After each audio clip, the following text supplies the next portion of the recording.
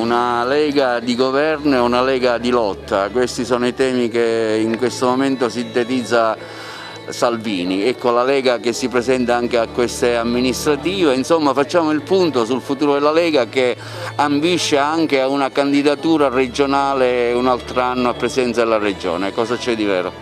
Beh, intanto c'è da dire che se non ci fosse la Lega oggi probabilmente avremmo Ius Soli, il DDL Zan sull'omofobia, la legge patrimoniale, la legge sulla successione dal punto di vista e poi tante altre leggi, per esempio quota 100, tutte queste cose qua sarebbero tutte d'amblè eliminate da quello che si chiama il partito radicale di massa, cioè il Partito Democratico, che utilizzando la forza elettorale dei 5 Stelle ovviamente fa e disfa tutto quello che vuole. Per fortuna noi siamo andati nella Lega proprio per fermare queste derive totalitarie e soprattutto ideologizzate. La Lega è entrata in questo governo per dare il suo contributo, ovviamente per far sì che ci fosse un miglioramento della nostra società, non certamente un peggioramento, cosa che invece ho appena citato le leggi che non sono diventate tali grazie a noi.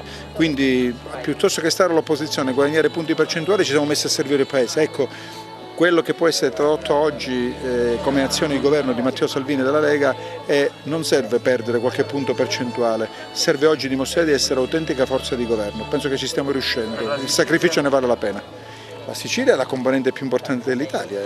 La candidatura alla regione? Sì, il più importante dell'Italia in questo momento storico, perché è noto che la vittoria delle regionali da parte di uno schieramento piuttosto che un altro determinerà al 90% la vittoria delle politiche, visto che noi votiamo a ottobre del 2022 e le politiche sono febbraio-marzo del 2023.